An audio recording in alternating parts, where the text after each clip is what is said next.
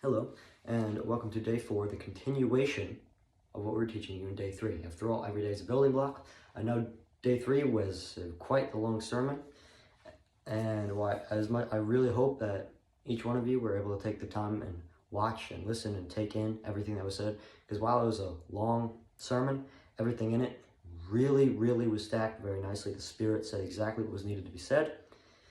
And if you truly listened all the way through, you said the prayer at the end and believed it with your heart, then I can confidently say that you are saved and your name is written in the book of life.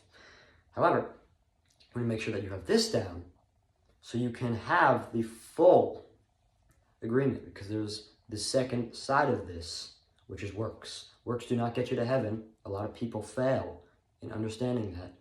If you say, I should go to heaven because I did good and I'm a good person, you're wrong, okay? You should not go to heaven. You should go to heaven because Jesus Christ was a good person, actually the best person.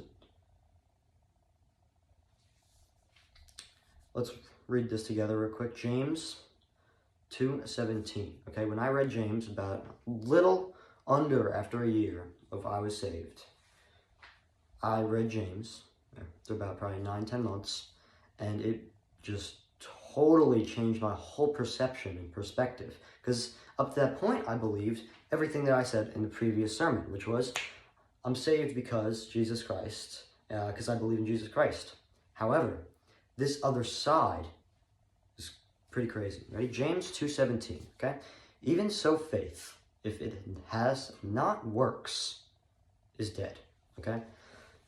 So your faith without any works is dead. But hold on, Lewis. I thought works don't get you into heaven. They don't.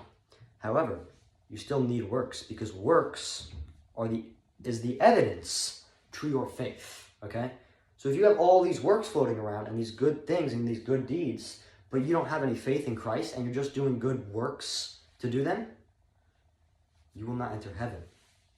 However, if you have this faith in Jesus Christ and you believe that he died on the cross for your and my sins, and you do good works because you have the Spirit in you, and you do them because of your love for Christ and your compassion, and you're obeying to his commandments, those are good works, evident, showing your faith. And that's what's important.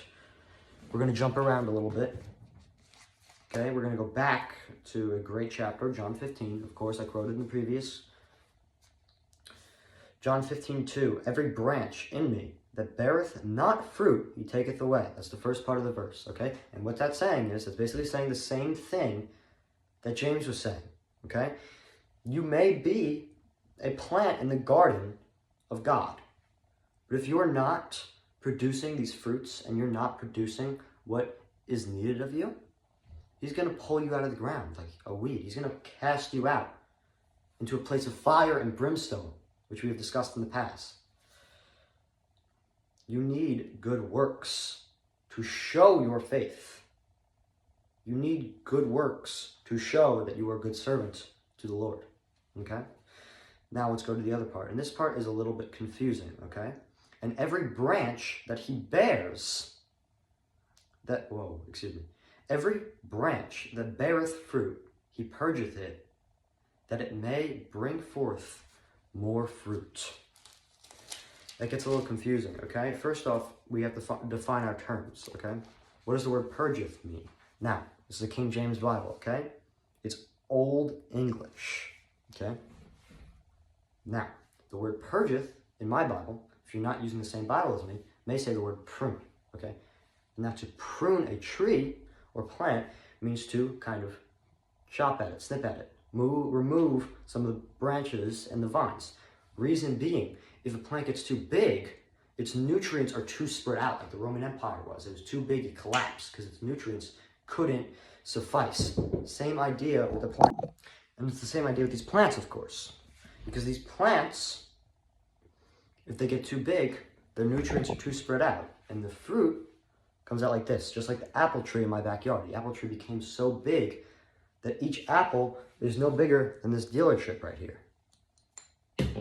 However, if you take that same apple tree and you cut away at some of its branches and you snip some of it down, you make it smaller, it's going to grow back, and its fruit will be bigger, because now that it's smaller, it can focus on these aspects and these nutrients, okay?